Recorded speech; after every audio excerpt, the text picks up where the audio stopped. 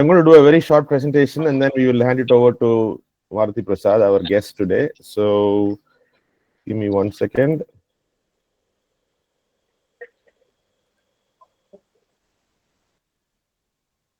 Okay, I hope everybody can see the screen now. Yes. Yeah. Okay. So welcome to the CEG C-Level Connect. This is series number 42. We have done 41 sessions until today. This is a 42nd session. This is 42 sessions in 42 consecutive months. From August 2021, we have been doing every month, consecutive months, without missing anything till now. So it's a 42nd session. Today is Sunday, January 26th. Happy Republic Day. So I have a little poster for that as well. Wonderful to see our armed forces and all the parades today. Very beautiful. So today, before I go out with the program, I want to talk a little bit about CEG Connect. Some of those people who are joining the call today might be new to this program. So the CEG Connect is a private online platform that I helped create in 2021. And the purpose of that is for an online platform where CEG alumni, students, faculty, and all CEG stakeholders can network and connect and benefit from mutual interactions.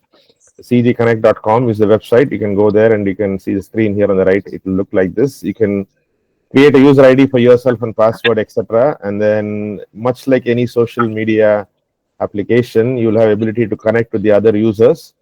Only CEG alumni are allowed to join here. So when people want to join this, it gets to us for approval. We ensure that they are CEG alumni before we let them into the system. So every one of those people who are, I think we have more than 700 people in the database right now in the system. All of them are vetted. We know they are CEG. I also have all the connection information, mobile number, email, etc., all validated. So it's a fairly clean, good database if you want to connect with other CEGians. About this program, CEG C-Level Connect, it's an online program which we do once a month at the end of the month, the last Saturday or Sunday of the month.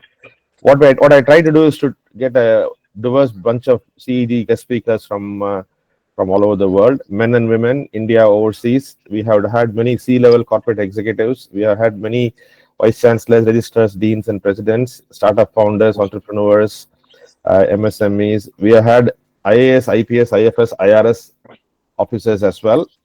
Some of them, all of them, I think you know, Maruthi, IFS, RS people you would have known. We also have venture capitalists, angel investors, hedge fund managers join. Basically from different industries, different backgrounds, different personalities, and all of them, the common denominator is A, all of them are from CEG, and second, all of them have been very highly successful. So the purpose of this program, again, for those who are joining, is for us to showcase the kind of alumni diversity and alumni power, the networking power we have, so that people can utilize that. Now, I don't have to repeat this, but that in a networking thing, alumni networking is probably the most powerful and the most effective. It's been proven time and again through research. So whoever wants to grow up in life and career, CEG networking would be a great idea, and alumni networking would be a perfect idea. So this whole thing is about enabling people to do alumni networking. And this program is scheduled the last weekend of every month. This program is open and free to attend for alumni, students, and CEG faculty. Every program is recorded, and the recording is available in our free YouTube channel, CEG Connect. And then, of course, you can go to the cegconnect.com for any further information about the program or about the speaker, etc., all that. In addition to this program, we also do a CEG Field Insights program once a quarter. This program is also, we invite alumni from our college to speak at that session. The difference is we select people from different industries and ask them to talk about in detail about that industry, research opportunities, employment opportunities, startup opportunities in that industry. We have covered air transportation, electric vehicle, crypto, weather forecasting, sustainability, manufacturing. These are the topics we have covered so far. We have very many more coming, including cybersecurity, AI, etc. And finally, we also do a CEG Connect Startup and Entrepreneur Networking Meet. This is a physical meet we do usually in the campus. It's done once a quarter. We have done all the meetings so far has been in Chennai. We are soon going to be conducting one in Bangalore and one in San Francisco also. And the last thing is that I also do a lot of free webinars on various topics relevant to alumni in US and India. Some of them are relevant to alumni in US only, and some of them are relevant to alumni in India. But topics covered so far are angel investment basics, US and India, immigration, taxation, foreign exchange management. These people in the US definitely like this one because it talks a lot of detail about immigration issues, taxation, exchange management details. End of life planning. This is one I do where I encourage people to do documentation about what they are when they are alive, so that people can know what they're doing when people leave this earth. Also have investment opportunities for India and NRI. Return to India. People who are in the US who want to come back to India. I have a presentation on talking about process opportunities and challenges. As a psychologist and a psychotherapist, I do a lot of webinars on mental health and emotional wellness. I've done many in universities, in colleges, in companies, etc. And then finally, we also done a few courses on artificial intelligence as well. So today's session is number 42. Some of the guidelines before we start the session. Please stay muted. I would like all those who have joined the session to stay muted, except the host, co-host, and the guest. And please turn off your video. We want you all to turn off your video in the beginning. During the second half of the program, I will ask everyone to turn on the video so we can take a screenshot of all the participants. As I said, the entire session is recorded and the recording is available on a public YouTube channel. During the session, if you have any questions, we'll use a Slido program. The Slido is a free-to-use open source program. I will talk about Slido in a few minutes in the next few slides. In Slido, in addition to be asking questions, there is also periodic live polls that we as guest hosts can push in the thing. I would like you to please participate in the poll. Shortly, I'll tell you how to do that as well. And during Q&A, if you have put a question and if your name is called, please unmute and open your video and ask the question yourself. Okay, so today's guest speaker is Dr. Maruthi Prasad Tangirala. Maruthi is my batchmate from 1985 Civil Engineering. He's Additional Secretary, Ministry of Finance, Government of India. I think he's one of the senior most, if not the senior most, one of the senior most bureaucrats from CEG who's in service. And we would love to hear from Maruthi about lots of great things happening in the Ministry of Finance and Government of India. I'll be the host. Jaitesh is my co-host, and Partha is my IT person helping me with the recording and the website, etc. So this is the poster we had seen before. I distributed that. For Slido. So when it comes to joining Slido, what you have to do is to go to any browser on any device. You can use any browser on any device. It could be a laptop, desktop, mobile, tablet, etc. Type in any browser slido.com. When you type slido.com, you will see a screen where it will ask for a code. You can type in the code for today, 2564749, 2564749. When you type in that code in that box where it asks for the code, you will see a screen like this. You will have two tabs, a Q&A tab and a polls tab. The Q&A tab is where you can answer questions, put the questions that you want to ask, and polls is where the poll questions that we are going to push as you can respond to them. And what I'll ask Partha to do is, during the course of the session, I'll ask him to periodically publish the Slido code for the benefit of those who are joining later. So everybody knows how to join Slido. And please feel free to ask questions. You can ask questions whenever you want during the program or after the guest is completed speaking. But anytime is fine, and the questions will be answered by the guest as much as possible. Okay? With that, I'm going to turn off my screen sharing and hand it over to Maruthi. Vish, am I good to go? Hold on 1 second. Yes, you're good to go now. Thank you. Thank you, Vish. And as Vish has so nicely told you guys, we are batchmates. So I don't know how many batchmates is actually got into the 41 sessions before mine. Three. We had three so far. So okay, I'm the fourth. So that's nice. It's always nice to connect with Vish with the absolutely infectious energy that he has, and the way he's doing all this stuff.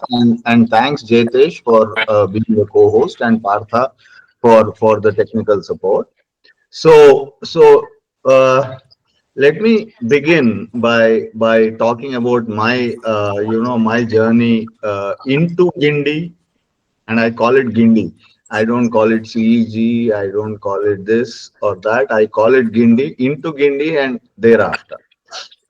I belong to, I don't know where I belong to just now, because there is this problem with with the after the bifurcation. I was born in Andhra Pradesh, today's Andhra Pradesh, but I grew up in today's Telangana, which is Hyderabad, and my schooling was in Hyderabad, but my +2 I went to Andhra Pradesh to do my studies there. Then For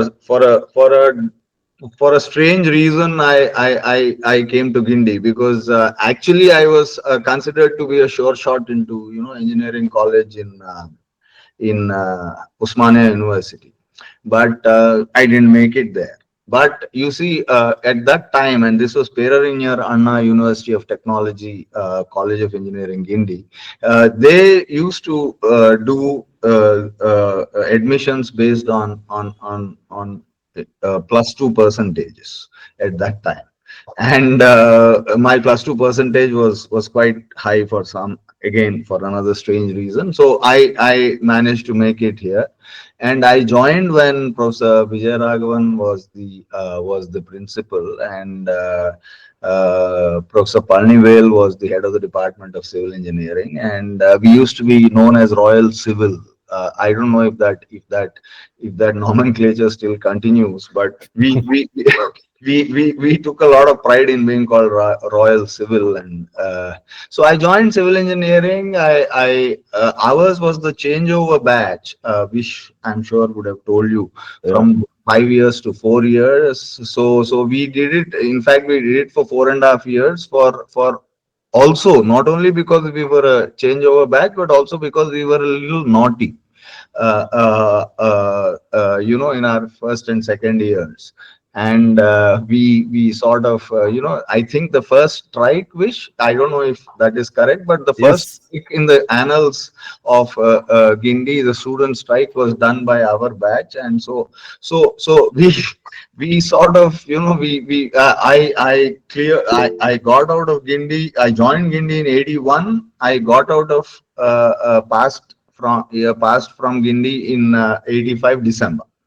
So I, and at the time I went out, Professor Purushothaman, and there were some stalwarts who were doing a lot of good work in Guindy at that time. Professor Stephen Sandegren, Professor Purushothaman, Professor Bhuminathan. In fact, I used to say Professor Bhuminathan was soil mechanics. It was so appropriate that he was named that.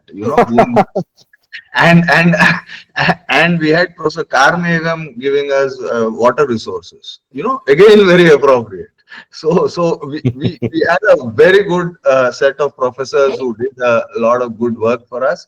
I mean, taught us really well. But some of us, and as Churchill said, I like learning, but I don't like to be taught. Is what he anecdotally said.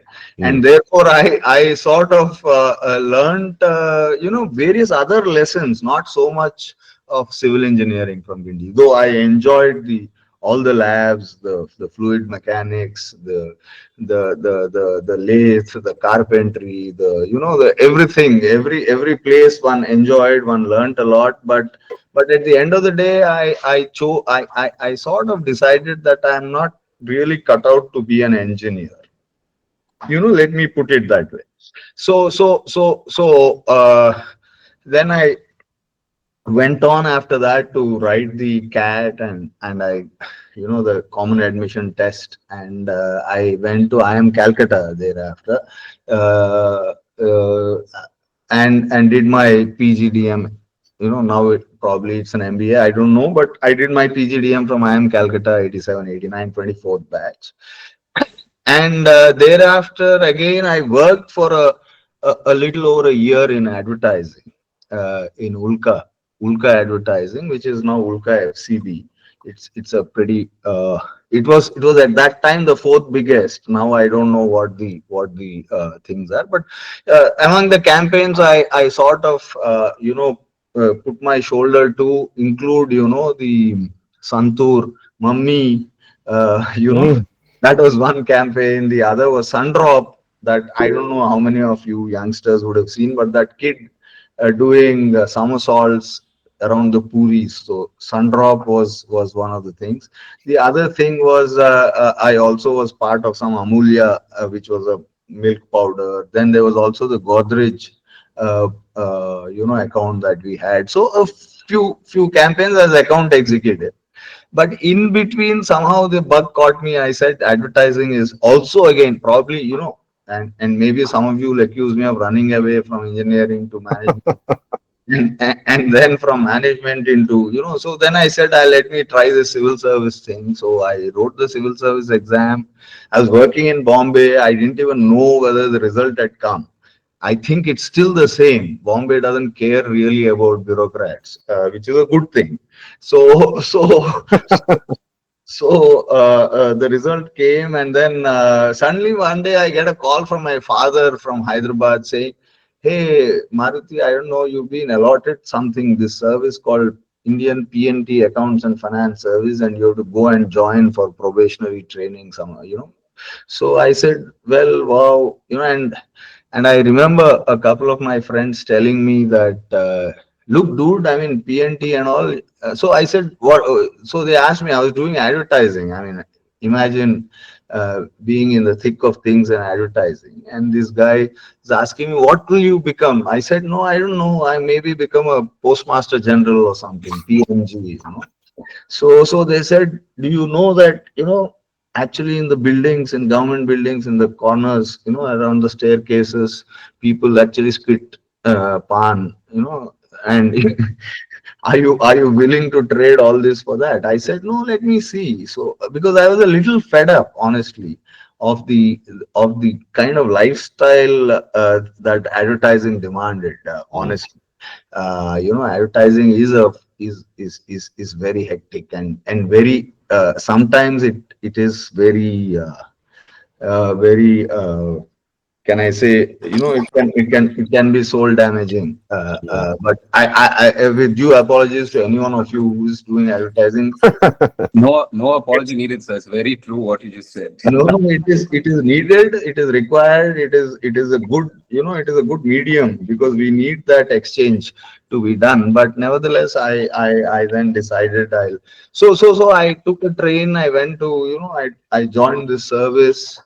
And interestingly enough, I think, other than what Vish said about me being a senior government guy now, another thing that this joining the civil service gave me was, also gave me is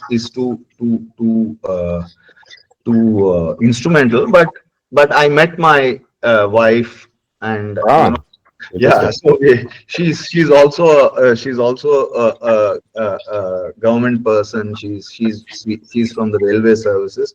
Hmm. So we met and we got married. We stay married even now after 30, 32, 33 years. So and I've got two lovely children, and we've got to, we're fine. But so government then opened up a lot of things which I never suspected, and I'm sure many of you may have questions around how government does its thing, because government, if anything, it has taught me one lesson that it has taught me is, that it's, the some of the most important work that a nation such as India, and I'm not here, I'm not trying to be, I'm not trying to be exceptionalist or something, but a nation such as India, which is getting there, not yet there, but getting there. Government is such an important work, and it's such an important piece of the solution. I'm not saying it's the only solution. I'm not dirigiste. I'm not trying to say that government is where, uh, things should happen. I'm not saying that. But government plays such an important role that I learned so much. And in my journey, I worked in the Department of Telecom in Hyderabad. I worked, at- I started my field work at the time in '92, when mobile phones were just coming in, and wish you will remember 16 rupee 80 paisa per minute for outgoing, and 16 rupee 80 paisa for incoming per minute. Yeah, those That were the sounds charges. so Yeah, alien to us right 34 now. rupees, 34 rupees a minute for, for a call being made. From those days to, I worked in those days when the private sector was just fledgling, and it was joining.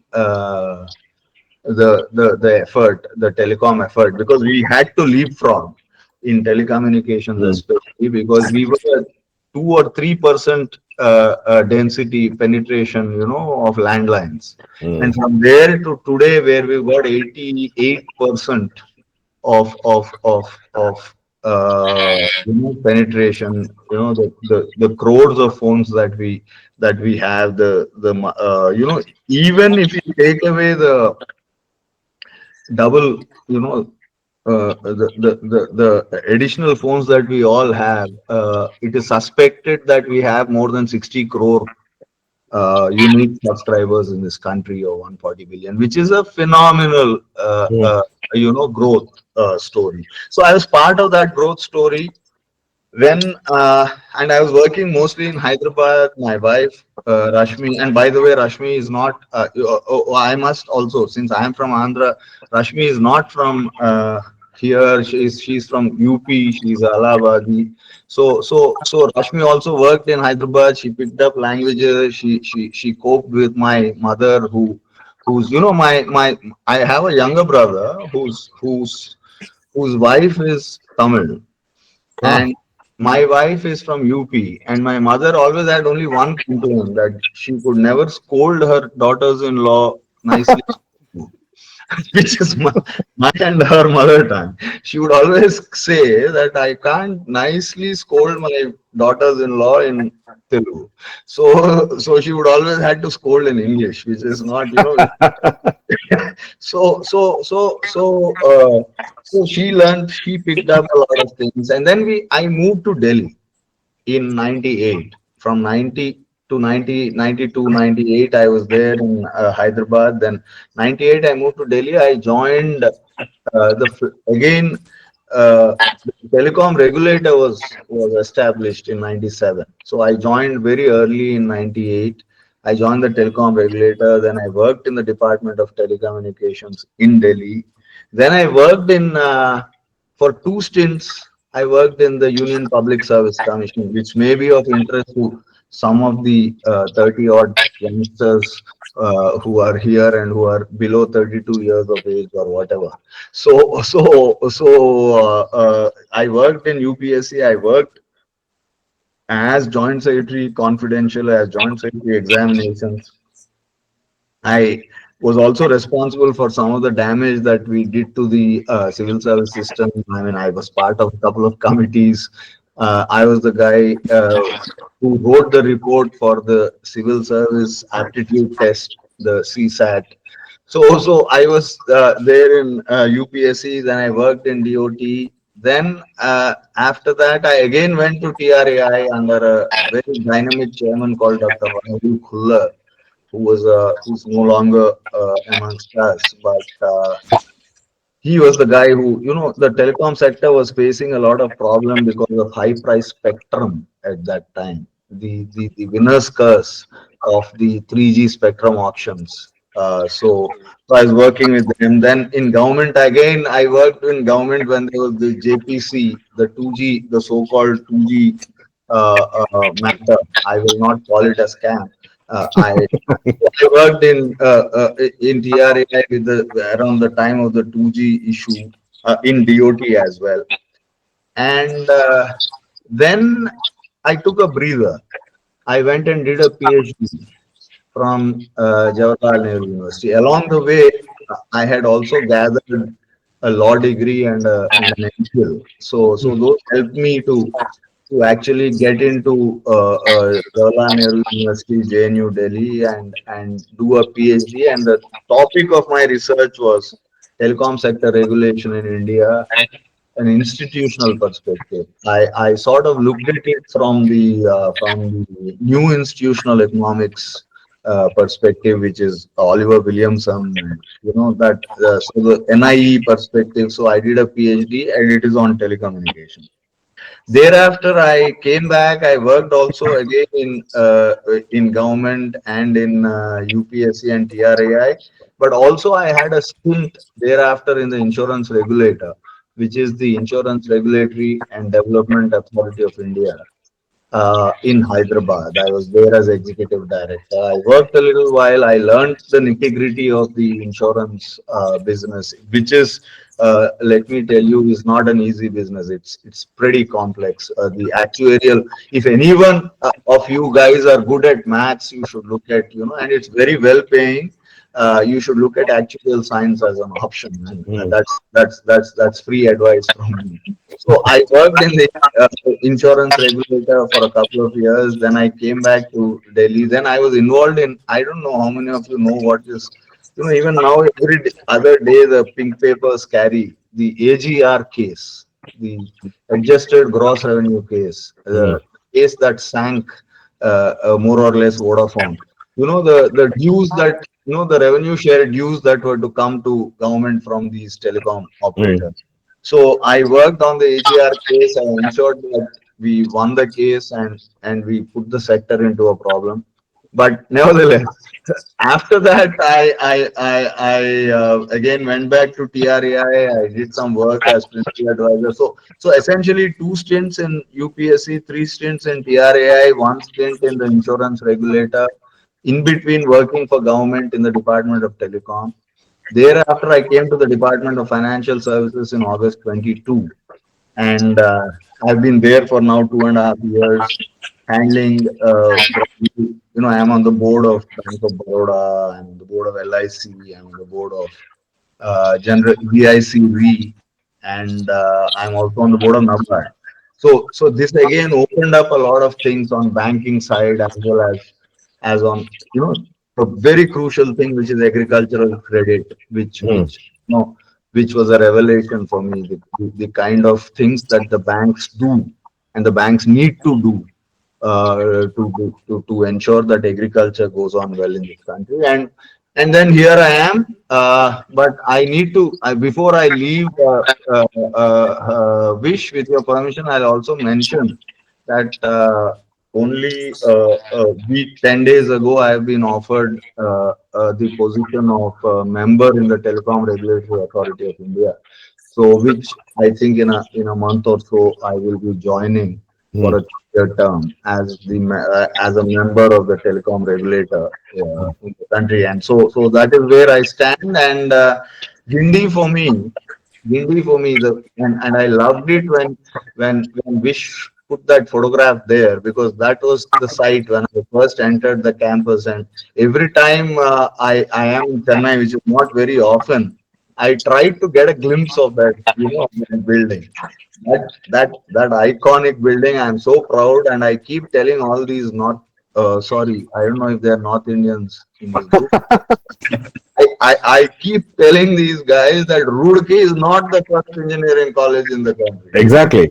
School of Survey in Guindy, which is, and I'm proud to be, a member of the alumnus of Guindy. And Yeah. I'm also must tell you that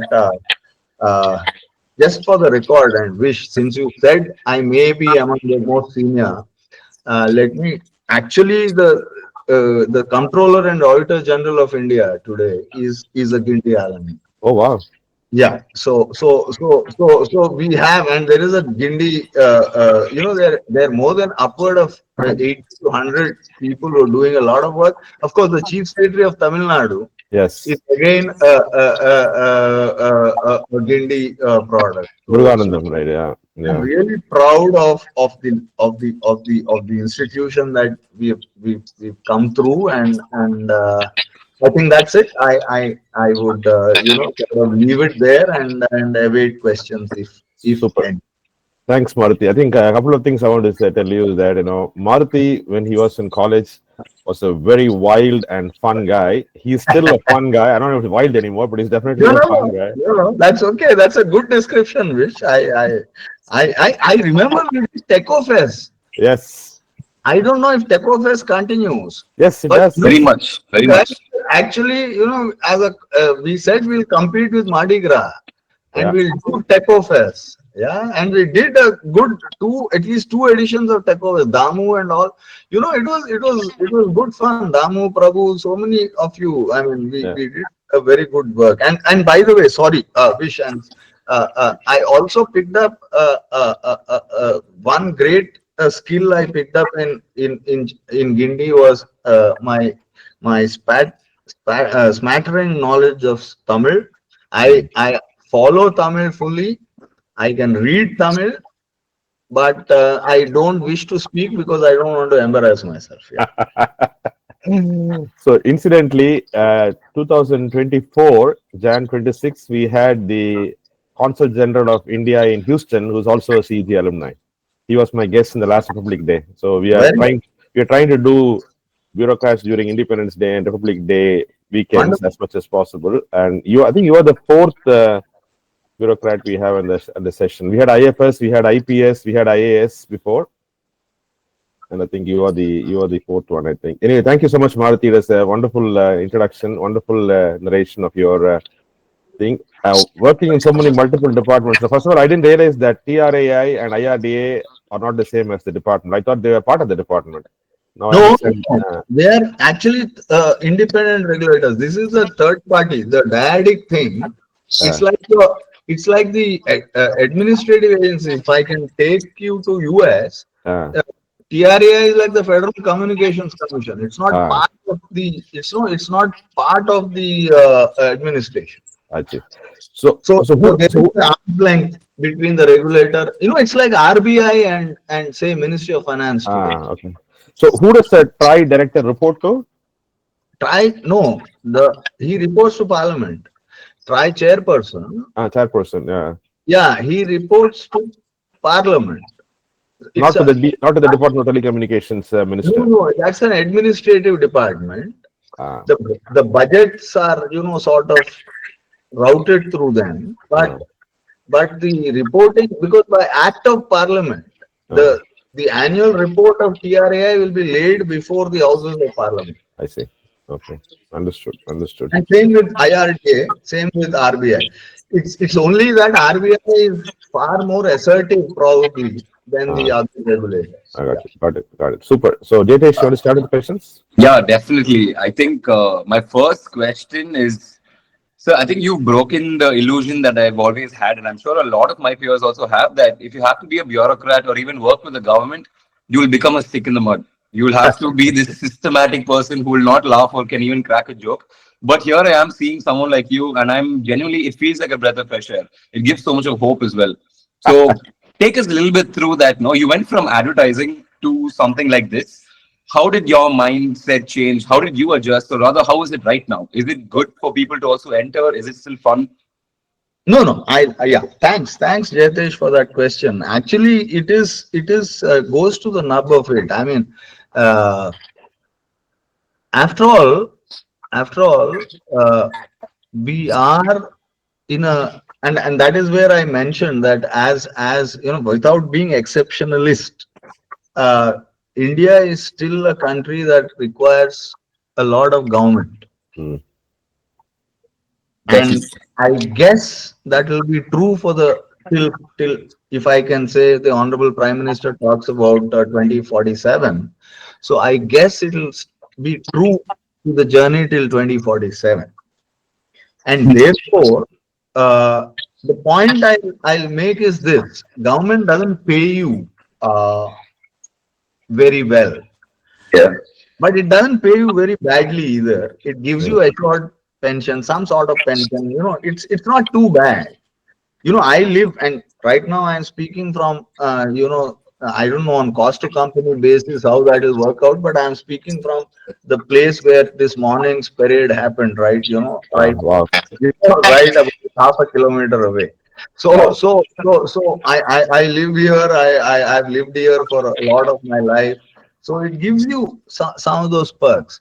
But the thing is with government, uh, two things it teaches you. One is how to work with inefficiency. Hmm. So if you really work with a few, because if you work in a few years in government, you can really learn. And if you get a good place where everything is, processes are efficient, you'll do wonderfully well. The Hmm. second thing government gives you is a perspective. And let me tell you, and though I'm not in the IAS, but let me tell you, I know a lot of these guys. Uh, the district collector's job Hmm. and the secretary's job, the secretary to government of India, or a chief secretary's job in the state government.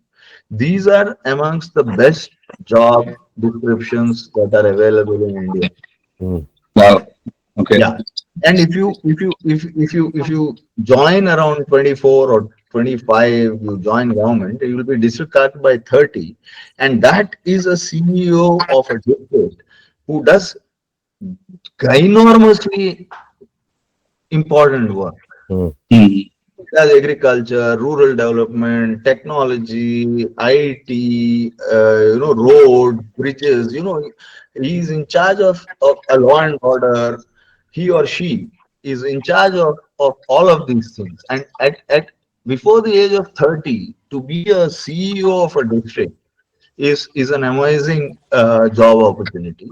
And then again, at the level of secretary, the policy questions that arise and the policy questions that are answered are absolutely, I'm not saying that this should be the primary opportunity. In fact, I've written about it. I'm also a writer. I've got a book of my thesis published and all that. I've Wow. also written in EPW and certain scholarly magazines. Eh, Among India's youth's favorite pastimes is this civil service examination. It's not a good thing.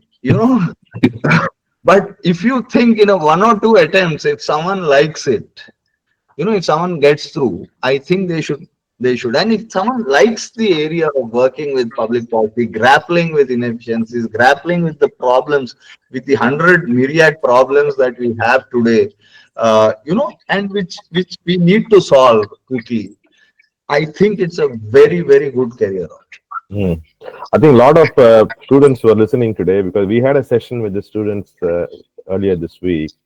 One of the questions some of them asked is that, what would it take to go into civil services? Is it worth our while to be in civil services?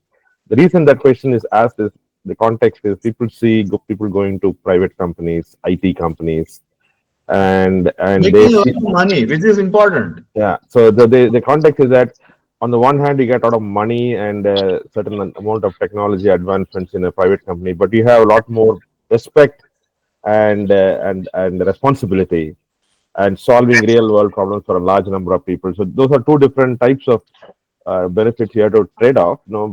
If both are available in one place, everybody will go there, obviously, but unfortunately, they're not available in all the jobs. But I presume that with the latest pay commission and all that, I think government employees are much better compensated than before, I would assume. Yeah. But it's not. You see, the problem again, let me deal with the elephant in the room. The problem again is many a time the bureaucrat is he's looking for pelf power, maybe corruption. Uh, Many a times. I mean, uh, I'm not saying majority. I'm uh, not saying that. But you see, the if that is not the motivator, uh, it's mm, not power, pelf, and corruption. uh, The pay is not too bad. mm, After all, I was looking at the India Today randomly. I was browsing through. It mm, says middle class is 6 lakh to 30 lakh household income. mm, Yeah. So the bureaucrat who joins the civil service will be above that very quickly. mm, So it's not that the pay is bad. It's the perks are fine. I mean, if you are the government does tend to take care of you, the medicals and mm, stuff like that. That's not. I'm not going there. But mm, the motivation needs to be think and this again goes back to a discussion I had a few years ago in the US with some of your some of the US public servants. mm, So public service motivation needs to be there. If mm, if that is there, it's not such a bad deal. That's what understood. I'd like to see. But I guess your job security wise, I guess that's where you guys win big time, right? You get job security for life. Whereas Yeah, in yeah. private companies, you don't get that. That's Yeah, a big plus, I would think, isn't it? you don't, and the kind of respect that you get in society, of course, is also an added plus. Exactly, For sure. exactly, So exactly. also since I may be jumping a lot in the topic, but since you are very much involved with Tribe, this is something I've been dabbling on and wondering. Right now, with the rise of internet, not rise, the existence of the internet, how much more of a significant role does telecom have to play? Like, Oh, yes, it's the rails. You know, telecom is the basic infra on which everything is riding. And today, if we see a UPI, if we are able to make hmm, payments to a grocer or to a vegetable seller, or it's all, it rides on the telecom network. So Try has a important role to play. no, what I mean is someone like a Musk coming and setting up Starlink and I elevating know, infra to a I, whole literally a I higher level like that. Then how does it play out? I was just about to come to that. All Okay. I'm trying to say is Try probably needs to work a little more on, not little more, maybe a lot more on consumer, on frauds, on cyber, on ensuring that the unsolicited calls, Spams. Yes. come, all these spam calls that come to you, those are reduced. But on the consumer side, a lot of work probably needs to be done. But otherwise, to my understanding, Try is on on top of the issues with, and we will soon see a resolution of the Elon Musk Reliance Geo. Mm, Uh, Yeah. so that is an issue which will, I'm sure, and it's not because President Trump has assumed office. I mean, it's it's going to be a techno-economic analysis that will lead to a solution there. mm, Yeah. mm. Okay. But there is rumor that Airtel is going to do a shock and awe and launch satellite telecom before Geo. Is it true? Yeah, could be. I mean, I wish. I mean, again, I have a code of conduct which I need to keep in mind. But let me tell you, Airtel has been the Airtel satellite foray has been in the works for quite some time now. Exactly. Yeah. Yeah. Yeah, it's not as if they're suddenly jumping into it. Understood. Understood. Last question I want to ask you before I open up others is that you're being in the Ministry of Finance, even though you're in financial services. I presume you work closely with the ministers and the deputy ministers in the finance department. The one big event that we all look forward to every year is the budget, and lots of news coming out this year about both from a personal individual standpoint as well as from a corporate investor standpoint. I have interest both as an individual because we pay taxes in this country. We also have, as an investor, we look at various things that the government had reduced regulation, like angel tax, for example, etc. On the individual tax side, anything you can sort of give a little bit of heads No, up on what sure, to expect. sure. Without revealing any state secret, I mean, Uh, I can, wish I can say what is happening in government is this sense. A couple of things. There is a lot of sensitivity uh, about a couple of things. One is about employment. Hmm. mm, And employment seems, you know, so therefore as you would be aware, much of the country's employment happens from the MSME sector, right. which is, yeah. So there will be a renewed focus. Even in the last budget, if you had seen, there were Mm, 5 or 6 paragraphs devoted to mm, the MSME. mm, mm, So that focus will likely continue because employment, whether it's self-employment, and self-employment is the way to go. You mm, know, as mm, we go forward, we need entrepreneurship at the middle sand. If you look at examples from, say, Germany, other places around the mm, world. mm, So MSME focus will continue. So that is mm, one sensitivity that the government has. The mm. second, the second part is that there is a certain sense that the middle class probably needs certain incentives to spur consumption. Correct. So That would probably, and without getting into the nitty-gritty or what it Mm. would, I suspect that there would be attention paid to how the middle class gets into, gets incentivized to so that they can be some savings or something which can then be used for consumption. So I think those are the two broad things that I can definitely share with you guys. Super, super. Also, on a lighter note, since you mentioned the finance minister, and I'm sure all of us are curious, is she aware of all the memes that are circulating? What's usually her reaction when she sees some of the funny memes that is all around the internet? Just completely on a lighter note. I zipped my lips. I take the fifth. In other words, I take the fifth. She's a very sporting person, by the way. Okay, okay, fair enough. But there are way too many memes circulating, Maruti. I can tell you that. No, no, I know, and that is another public policy challenge. Wish for the Ministry of IT. Yeah. So let's open the questions now. I'll skip my first question and I'll go to the one from Adil.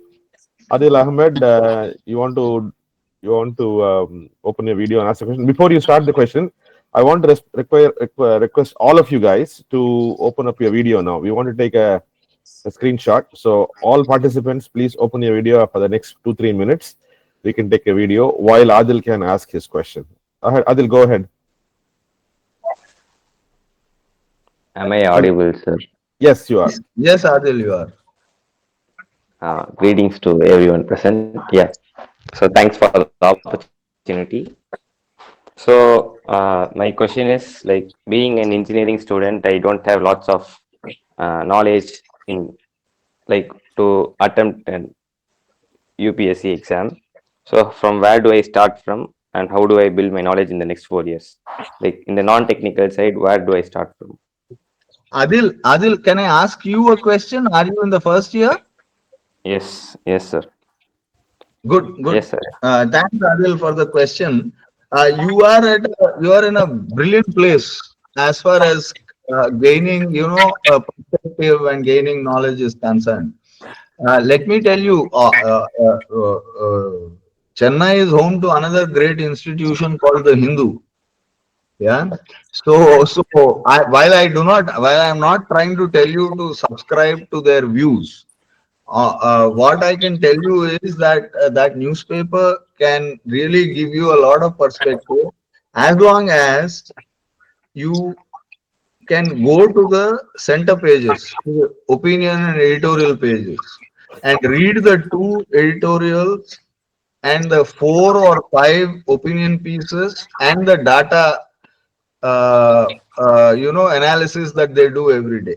Mm, Yeah, I'm just saying that is as a good beginning for a student who's in the first or second year. mm. You can start doing that, and you will gain a lot of good perspective if you begin there. That is all I'm saying. But then again, Adil, let me tell you, coaching centers. There are coaching centers are plenty today. I'm not a votary of coaching, but all I can tell you is that if you have the interest to do some public service, you will need to understand what is agriculture. Now, I don't know, Adil, are you from a village, or are you from a town, or are you from a city?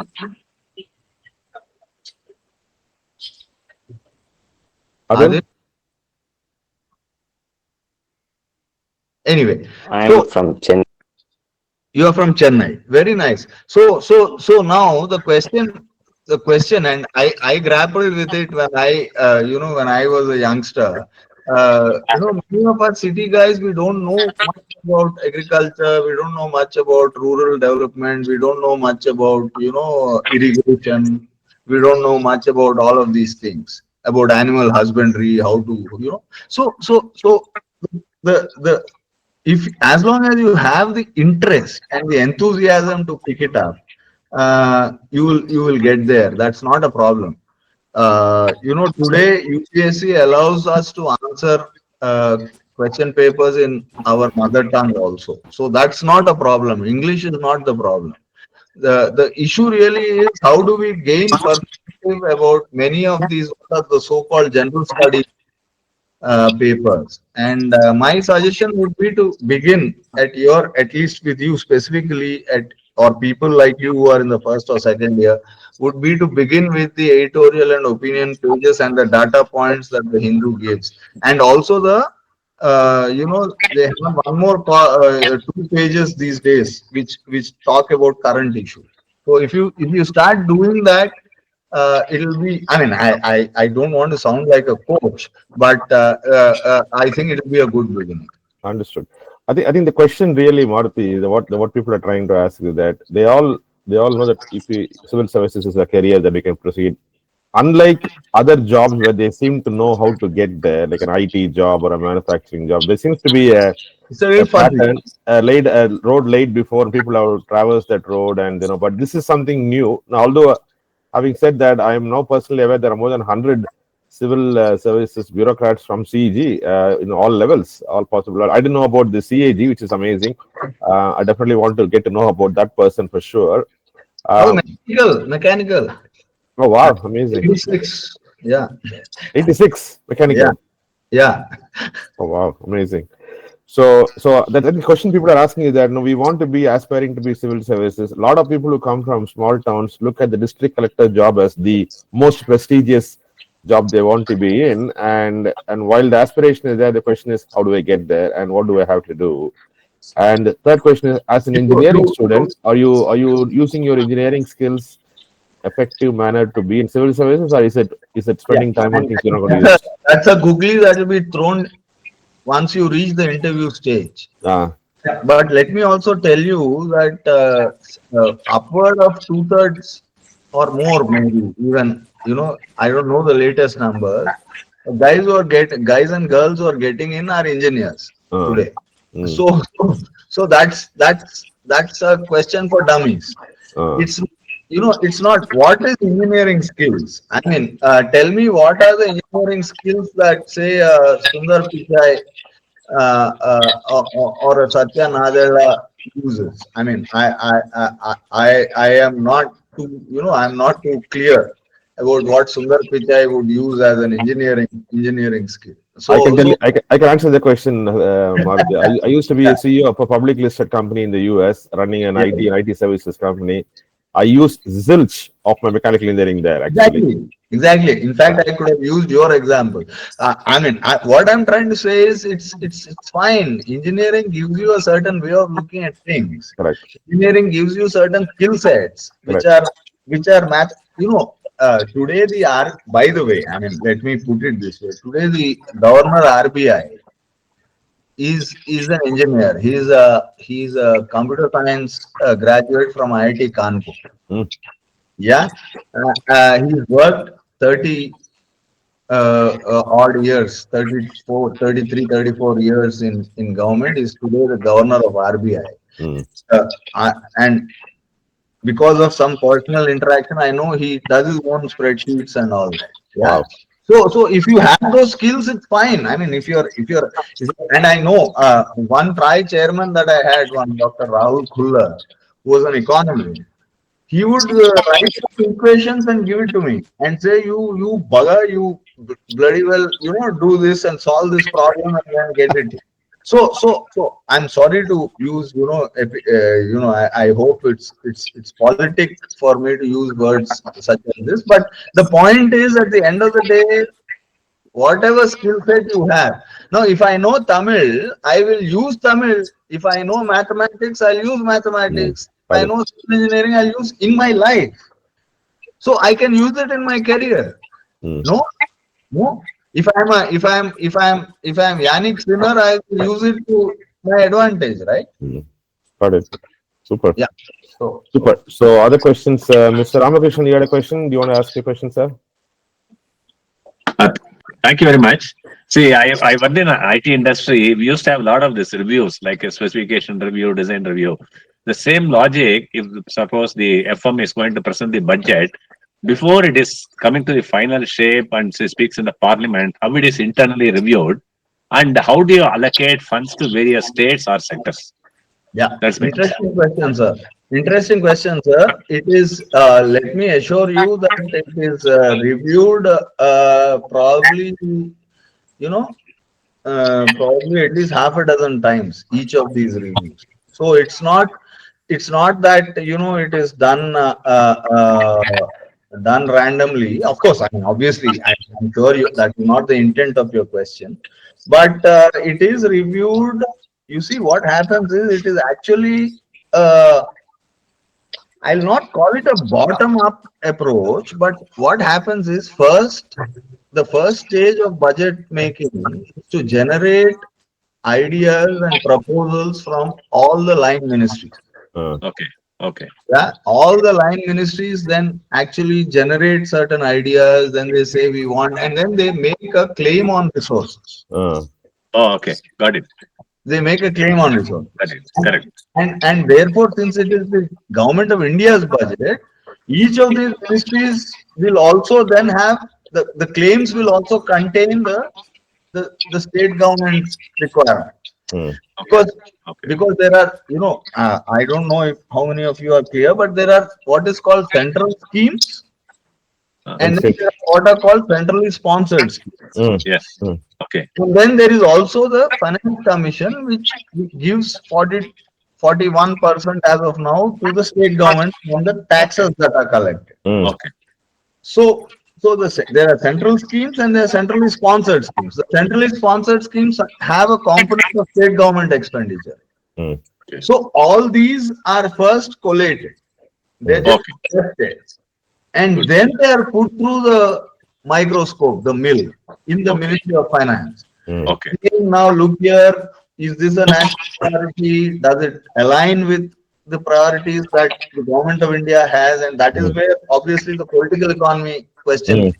Yeah, when I say MSME is the priority, when I say a farmer agriculture is the priority, someone else may miss out. Some other Yeah. That's true. may miss out. But those priorities are decided in discussions between the Finance Ministry and the Prime Minister's office. Okay. Yeah. Okay. Okay. So that those are ironed out, and what is the priority, and so there are at least, it's a humongous exercise every year, and at least a couple of months are spent every year doing this work, sir. So just to answer, the priorities, the policy priorities are set by the highest office. Okay. The Finance Ministry takes into account those policy priorities and then collates information and then cuts the suit according to the cloth, because then there are constraints, there are resource constraints. So then, based on the policy priorities that have been given, then we cut, Cut and paste. Correct. Yeah. Good. So, is there a correlation between how much each state contributes to the central duty and what each of them gets back? Is that even a point to consider during these meetings? It's a very complex calculation, Jayatish. It's in fact it's work in progress. Every finance commission, and that is the job of the finance commissions, Okay. which are established every 5 years, to decide on the parameters on which, and that is a legitimate question, which is a policy question today, is whether the southern states, because one of the parameters, for example, yeah, please note this, is say population. Correct. And if the population growth rates in the south are lesser than in some other states, then the question would be whether we are penalizing someone for actually doing something that the government wanted. That Exactly. 2.5. Yes. So those are very fine areas which a lot of molecular work is done. Hard work is done by these finance commissions and these guys sitting down and trying to hammer out a formula. Yeah. No, I understand the complexity, sir. And I'm glad that there's someone like you on the inside who's also battling it as much as we would like it. So I'm grateful for that. Thank No, you. no, no. They are better brains than mine, which are doing this. Thank you, That's Maruti. Thank you. Better, better trained and better brains. Yeah, sure. Okay. I think the question for that question is the rhetoric you hear in the political sphere where people will keep complaining that some states which are not ruled by the party in the center say that Yes, we are yes. always getting Correct. victimized. And I mean, Correct. That's it's political one. I mean, let me not, let me not go there because that is fine. I mean, uh, a state, you see, it is intersectional, no? A wish. A state which is not ruled by the party in power at the center may also have other problems, correct, correct. True. No doubt. other issues. No doubt. Not a doubt. Although they don't want to admit that, no doubt about that. Yeah. Yeah. So anyway, good. Let's go to the other questions in the line here. Someone anonymous asked a question. I don't know who it is. I would like to get your perspectives about solving corruption in India. I feel bad paying other way than directly paying more to the government and get good services. Ooh, Hmm. interesting.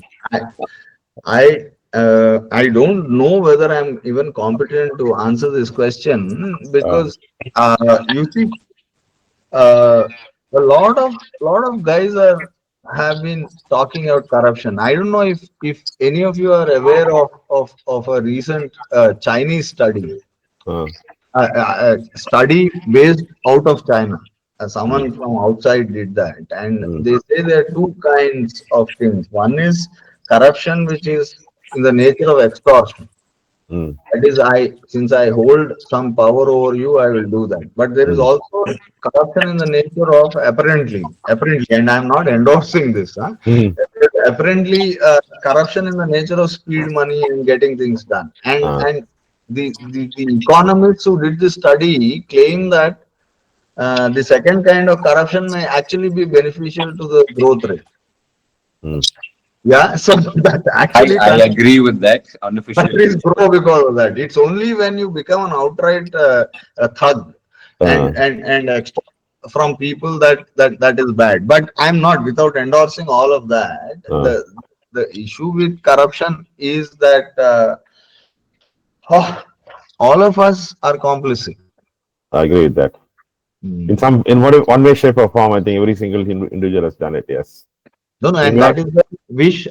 With your permission, I just returned today from the Kumbh Mela. I was Uh, there. I took a bath in the Sangam in Triveni Sangam yesterday, uh, a day before yesterday. And let me tell you, we are a nation for various reasons. We are a nation of VIPs. We are a nation which believes in connections, which yeah. believes in getting facilities which may or may not be due to us. Mm, And I think it's if the sheer fact that these millions, these crores of people, they're carrying bundles on their heads and walking. Wish they're mm, just walking just to ensure they just go and have a bath. I, mm, I don't know. I mean, it's ultimately a question for the democratic, for the political democracy to answer. I think corruption will be solved only if the people, who have this great faith, uh, can somehow question each one of us mm, mm, about why we need, extra facilities or extra cash. mm. I honestly believe UPI is a huge step towards a cleaner Sure, society. technology, Jaytesh, I'll tell you, technology is a good fix. Jam is a good fix. UPI is a good fix. Now we'll have ULI, which is going to soon come, the Unified Lending Interface. They're very good fixes. Very good fixes. ONDC is a good fix. There are Mm. lots of good technical fixes. But at the core of the problem, in my humble opinion, IMHO, as they say, is how we empower our great unwashed. Mm. You know, the great unwashed have to be empowered. We, Exactly. Yeah. we can't, many of us have this tendency that, even people some of us who come from poverty, the moment we step out, we then abandon. So I think Yeah. I agree. we I think it's a philosophical debate, and I agree with you that people talk very differently when they are in one position earlier in life, and a very different discussion. I had to say, I'd admit very honestly that when I was growing up, I was in the what I would call the lower middle class, or even lower than that. We had different issues to contend with the government at the time, and different asks from the government. And when you come to the position where you're running big organizations and handling a lot of money, the questions you're asking of the government are very different from I the get it. questions. Yeah. So I had to say that government is still the government. People have different perspective depending on where they are at various stages in life, and I guess this debate will forever continue all over the world. It may not be called corruption in other countries. I lived in the US for a long time to know that there is other forms of money exchange that happens that are not called corruption, but it's still the purpose of that exchange is not any different from what purpose it solves here. Albeit the place where it happens might be different. In other countries, the lower level services that you have day to day, you don't need to do anything to get them, which may not be the case here. But very big deals, let me assure you, in the US doesn't operate any different from anywhere in the world. Actually, the same thing there also. I can say No, that honestly. no comment. I didn't. US, I didn't US is a friendly country. yeah, yeah, absolutely. I didn't expect you to agree or disagree with that because I can understand that. But as a citizen of both countries, I can tell that the experience has been not very different in some areas actually. Okay, next question. We'll go to the line. Balakrishnan K. Do you want to unmute, open your video, and ask your question? Sir, good night, sir. I'm Balakrishnan K from Mechanical Department. So I ask you, you are graduated from both the universities like in CEG and IIM. How this exposure and knowledge you gained from this university help you to clear the highest examinations like UPSC? Yeah, thank you, Balakrishnan, for that question. Uh, what Guindy taught me is how to live. That was the first time I went to a hostel, and what Guindy taught me was how to live with people who are not like me, Hmm. and that is a very valuable lesson. That when we come and mingle with people, someone from some other town, some other state, someone from some other, who has some other mother tongue. I think that is what Gindi taught me. What I am taught me was that I was I was no pushover, and that I was good enough to be counted among the best. Hmm. So that is the answer in short, Balakrishnan. I don't know if that answers you completely. Thank you, sir. Okay, going further, Satyapriya, do you want to unmute and ask your question? Yeah. Thank you for joining us today, sir. And that's quite a shift from brand side, from advertising to finance. I am also from the brand side, so that's quite exciting for me. So my question for you today is: are there any specific areas where consultants can collaborate with the government? I was just pondering about this, and one such area that popped in my mind is improving the debt to GDP ratio of India, which currently stands at 87%. Yeah. Yeah, So, thanks, Satyapriya, for that question. yeah. In fact, government does depend quite a bit on independent consultants as well as the private sector for a lot of knowledge generation. Now, there are two or three ways in which it does. I don't know if you've heard of this place called Invest India. Invest Yeah. India. Yeah. Yeah. So Invest India kind of fora are one place where the government actually formally engages with the private sector and the consultant company. Okay. The second way that the consultants engage are through the industry organizations like CII, FICCI, Yeah. ASSOCHAM. So, Yeah. these are very important stakeholders in policy making for government, because we do listen formally also to the industry associations and take inputs from them on a lot of things. And those inputs that the industry associations generate for us come from the consultant community, Hmm. who can then deep dive into issues and do that.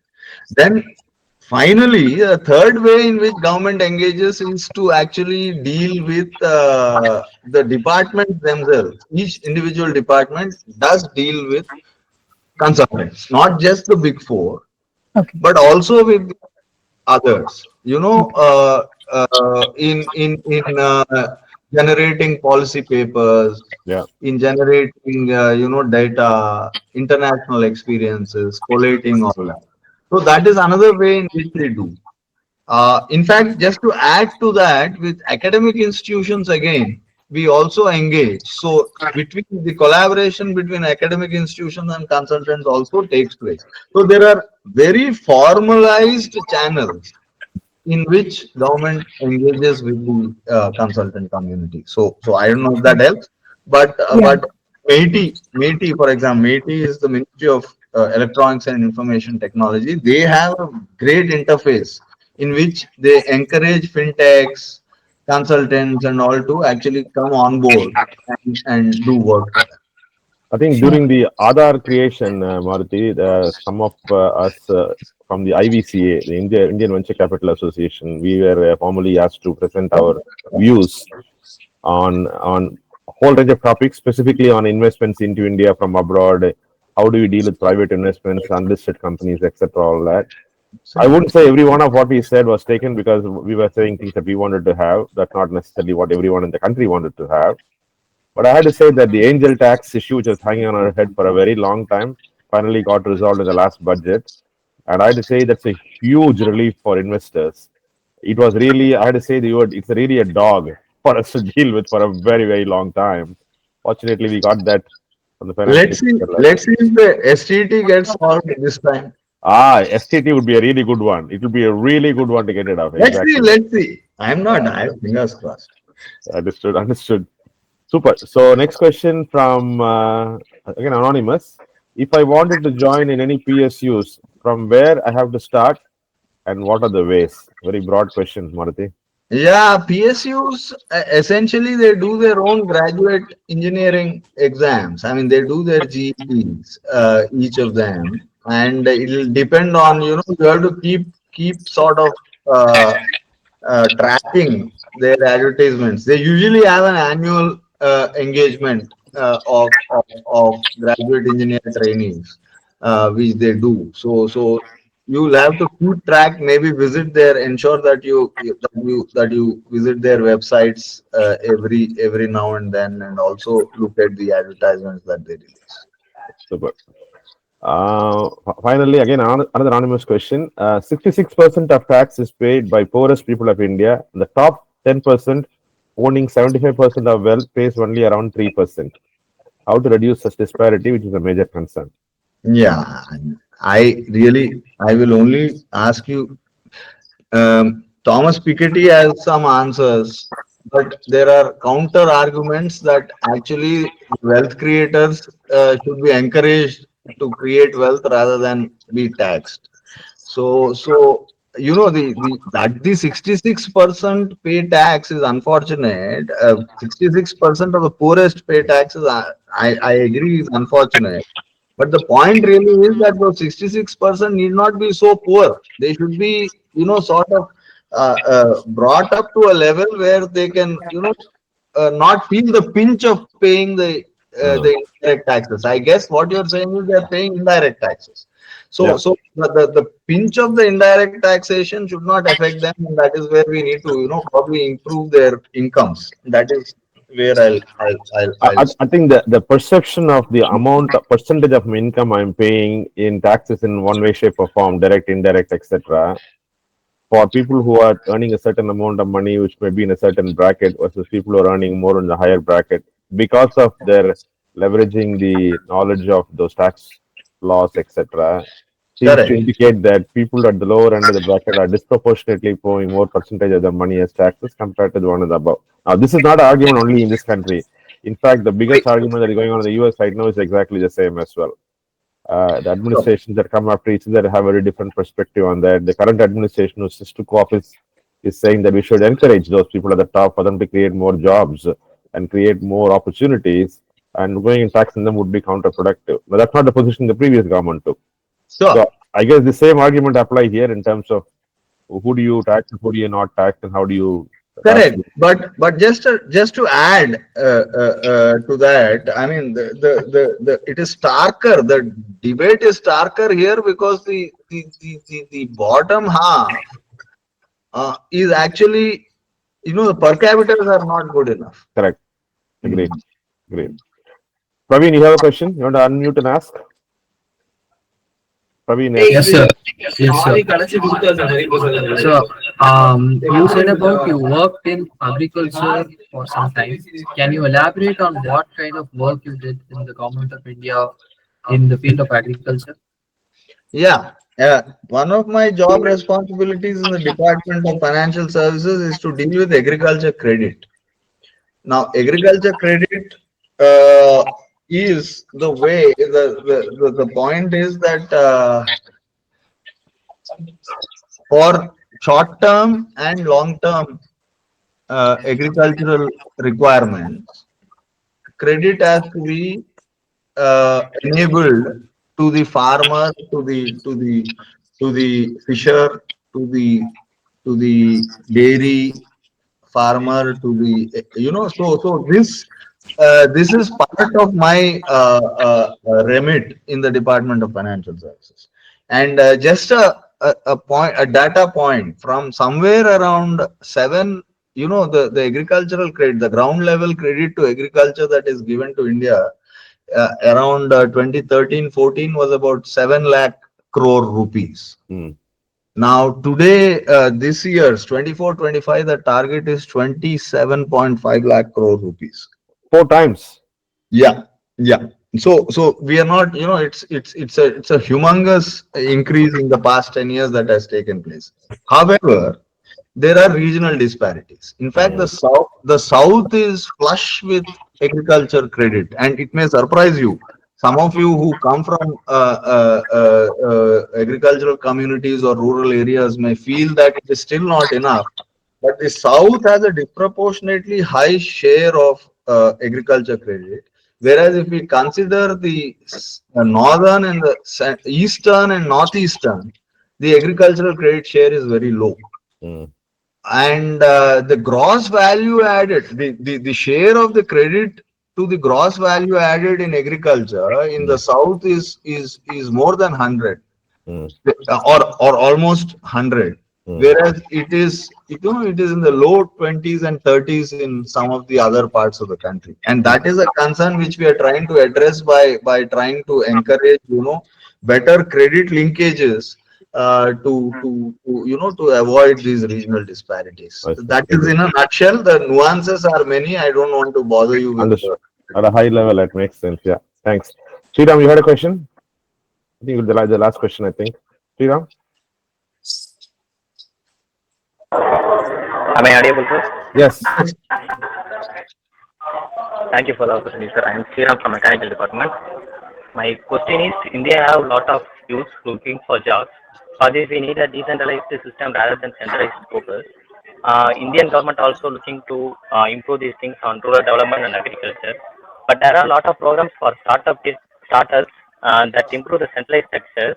But there are little programs for MSMEs that create more jobs in rural development. There are less incubators like things fundraising camps for MSMEs. We can't focus on more on MSMEs to create more value-added products on agriculture commodities like things. Why can't the actual field is not implemented like startups? MSMEs is a lot of in traditional way, not moving so much. Can you explain more on this? Yeah, sure. I mean, it's a big question, Sriram. Thank you for the question. It's a big question. But I will not agree to the premise that we are not concentrating on MSMEs. In fact, from last year onwards, MSME is the focus area. Additionally, you know, it has been reinforced from last year that the government will focus on MSMEs. For example, I'll tell you, SIDBI, which is the Small Industries Development Bank of India, which does refinancing for MSMEs, is ramping up. In fact, they are every year. This year they are opening 24 additional locations. They are opening up their offices, and next year they have a plan of doing the same number. And the idea is that MSMEs have been credit starved for a long time. So therefore, how do we ramp up giving credit to the MSMEs? Now, MSMEs again, let me caution you, are it's the micro, small, medium. Yeah. And then there are nano enterprises. So to the extent that programs like Swanidhi, which gives street vendors financing, Mm, 10,000, 20,000, 50,000, that kind of financing, to the Mudra loans. mm, Mudra, I don't know if you've heard of the Mudra loans. They give loans up to 50,000, 5 lakh, 10 lakh. mm, And this recent budget, a new category has been added, which is Tarun Plus, mm, which is 20 lakh loans. mm, Loans up to 20 lakhs to be given to MSMEs. And the mm. targets which we have, at least from the government of India, have set for the development financial institutions as well as for the commercial banks are actually, we want to give every year at least 7 lakh crores going forward as credit to MSMEs so that they develop. So to that extent, there is every recognition in the government and every sensitivity that MSMEs need to be encouraged both for employment as well as for meeting the product requirements of the country. Right. So can you repeat the last word you mentioned, the 20 lakh loan plus? You mentioned a scheme, Tarun Plus. Tarun Plus is up to 10 to 20 lakhs. So it's Tarun Plus. Okay. And that has been launched very recently, 3-4 months ago. Okay. Mm. See, some of these programs and the schemes that we have, the problem, Murthy, is that for people who are not directly plugged into the information schemes, now I know a lot of entrepreneurs. I'm part of TIE, the Undis Entrepreneurs. TIE is a global non-profit organization for entrepreneurship. We have a lot of MSMEs and entrepreneurs who come asking for questions. This question I'm going to ask you applies to both students as well as entrepreneurs. Students in our college who come for studies, right? Some of them are financially very challenged. They go to banks, and what I hear from a lot of students is that banks routinely refuse loans, even though I believe there is a mandate from the government that for certain kinds of education, they are supposed to give loans without too many other requirements. But I have seen this happen time and again when we go distribute our scholarship. As you know, our batch created a scholarship fund in CEG. I know. We give scholarships to at least 15, 20 students every year. When I interview those students to award the thing, I ask them, why don't you go get a bank loan? Because banks are supposed to give a loan. And invariably, the answer I get is that either they are not given the information properly to fulfill the requirements to get the loan, or flat out not given loan without any proper explanation. Is this something that we can look at and do something about? Thanks, Vish, for that question. In fact, it is a fraud question. Banks are, at many times they are, they may be a little cussed about a few of these things. While on the one hand, we are working with at least the public sector banks to change their approach and to loans. The other thing I must tell you is that only 3 months ago, government has launched a scheme called PM Vidya Lakshmi. And this scheme is collateral free lending for the top 800 odd institutions in the country, in which I'm sure Anna University figures. So what does it mean? It means students can get loan without any collateral. Without secure, up to a certain income, they'll get some interest subvention also. But if the income levels are not there, at least collateral will not be insisted. See, this is exactly the point, Maruti. A lot of these students, when I ask them, say that when we go ask for loans. No, I know the problem, Vish. The point is that the PM it's a two-pronged thing. We need the banks to actually do this activity actively. And we also need to propagate the PM Vidya Lakshmi benefits properly to the people. Maybe you can also help. Absolutely. That's I want to hear, because I want to hear more about, particularly in reference to students who are looking out of financial help. Sure. We admit about 1,200 students in CEG every year. 75% of the people come from rural areas, villages and towns, etc. And I can tell you, half those 1,200 are people who are usually first generation learners, or people who are income is under what I would call much lower than what people would ordinarily expect. And all of them need financial support. And you hear the stories of what their parents have to do to pledge their jewelry, pledge their house, pledge their land, etc. The collateral problem, you see, up to a certain income threshold, if I am not mistaken, 4.5 lakhs or whatever, there are certain interest subventions. The interest rate is also subvented. But collateral-free loan promise is there. I urge you to have a look at the PM Vidya Lakshmi portal. Understood. If there are issues where someone faces with the bank not giving what they're supposed to give, the only recourse people have now is to go back to the bank again. People don't know where to go next. I'm sure there's an ombudsman you can go and approach, etc. But a lot of these people don't even know who an ombudsman is and where to go for that. No, actually, it's not the ombudsman. It has to be to the government. And I suggest a very powerful tool is available to people today is what is called CP Grams, the Prime Minister's Grievance Redressal Mechanism. What is it called again? CP Grams. CPGRAMS. CP Grams. Okay. Okay. If Jaitesh or someone can have a look at it, that is a very powerful mechanism in which the Prime Minister, Honorable Prime Minister's office monitors these grievances. Okay. I think that's a really good hint, sir. We'll check that out. Yeah, Vidya Lakshmi scheme, I was not aware. It's a very interesting scheme to investigate, because what we want to do going forward, Maruthi, is that when students join CEG, the university does an orientation program for them. But unfortunately, in the orientation program, topics like this aren't covered, which I think is the most important one to cover, because people are looking for help. Wish we can get some. I suggest you can maybe get some banks to come and address these guys. We can get that going. Yeah, that will be helpful. I think we can get some of those at least State Bank of India and some of the big banks to come and address them and tell what schemes are available, what it takes, because people are just not aware of these things because they don't know where to get the information from. We'll get that going. So this year, I want to work with you to see what's the best way to get the information that the students and their parents need to get. I'll take the ownership of collecting the information and presenting it to these people. It benefits a lot of people. I tell you, lots and lots of people. Actually, we will definitely take that forward. Okay, super. I think we are almost 30 minutes over time. Praveen, you want to ask the last question? Yes, sir. Thank you for the opportunity. Sir, I'm Praveen from second year mechanical engineering student. And in our college, we run a farming club. It's the only one of the kind in all of India where in our college we are a farming club. So since you said you worked in agriculture, I want to ask you a question, sir.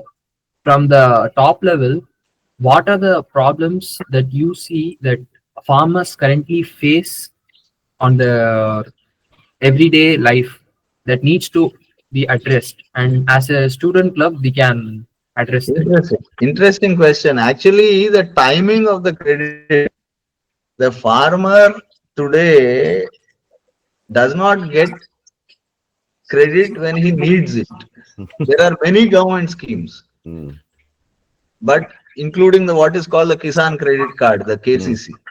So I'll urge you to have a look at the problem of timely credit to the farmer, because then what happens is the credit that he gets from the bank is purpose linked. Now, but the farmer has already taken a loan by the time the credit reaches him from the bank. So he is essentially repaying his loan, which will not meet the requirement of purpose linking. Correct. So these are some of the issues which you can look at. And if you, I suggest you talk to the local NABARD office in Chennai, the National Bank for Agriculture and Rural Development. They should be able to, guide you in this regard. And if you have an issue, you can always DM me, and we can work on that. Yeah. As an organic farmer, Maruthi, let me ask the question as an organic farmer. I have an organic farm near south of Chennai in Maduranthagam. It's a small piece of land. A lot of all farmers who are in the farming community. The one challenge we have is getting farm labor. It's virtually impossible to get farm laborers because the farm laborers say that I get money from the government through MNREGA. I get 400 MNREGA, I get money, and so they are saying that I can get the same amount of money you're going to pay by working a lot less. So why should I care? So I'll tell you, get drone DDs, yeah, Vish, come on.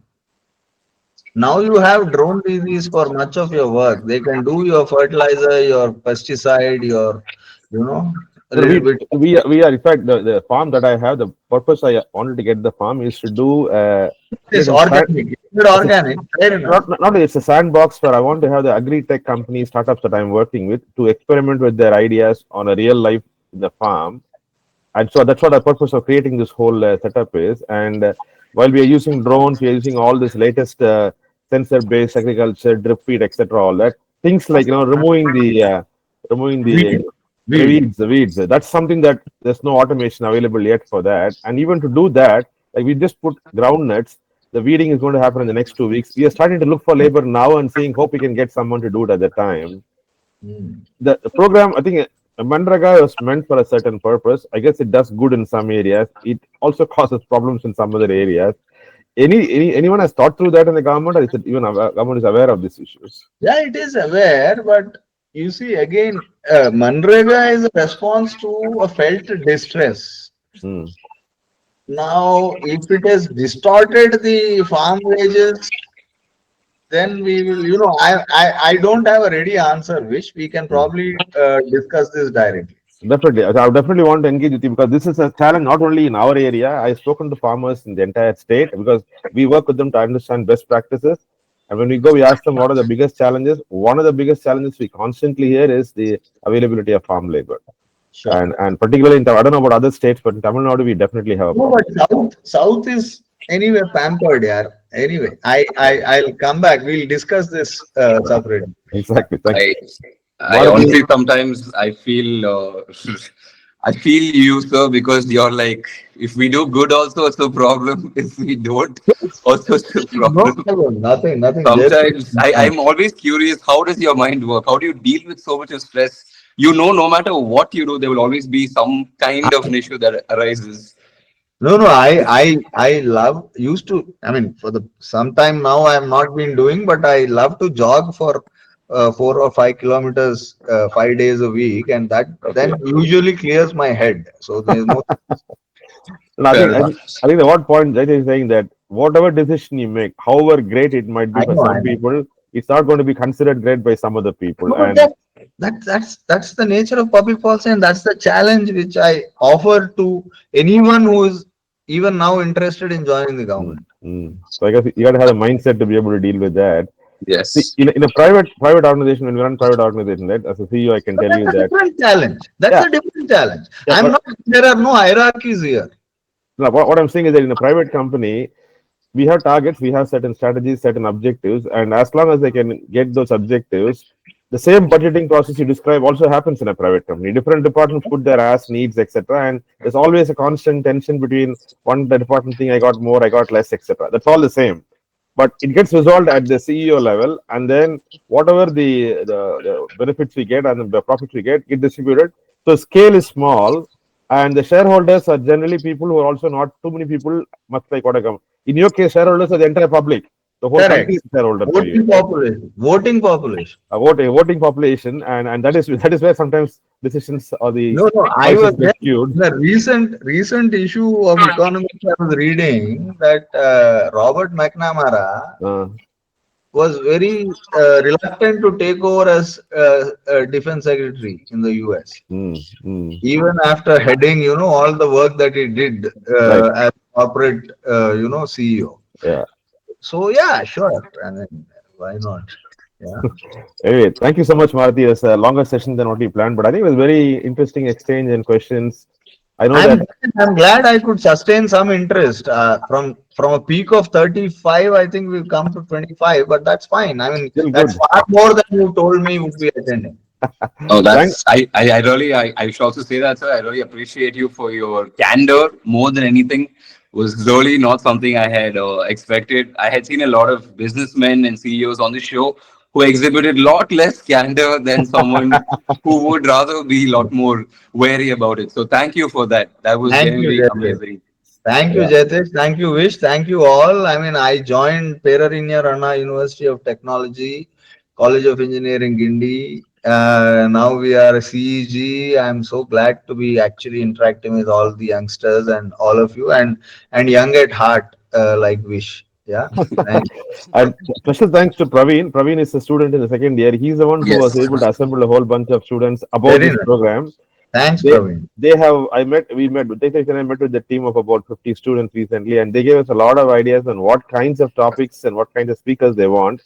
The one question is we need more bureaucrats. It's a very constant theme there. We need to see how they operate and how they can do the stuff for us. How they can probably be made to behave. Yeah. How the Thanks, Marty. Thanks for your time and your answers. Guys. Thank you. Vanakkam. Thank you. Namaskar. Thank, Goodbye. thank you guys all for joining the call today. And please send any feedback you have to us. You can go to cgconnect.com and write your reviews, or you can send it to me directly via my email as well. Thank you so much. Thank you all. Happy Republic Day once again. See Thank you you. all. Jai Hind. Jai Hind. Thank you.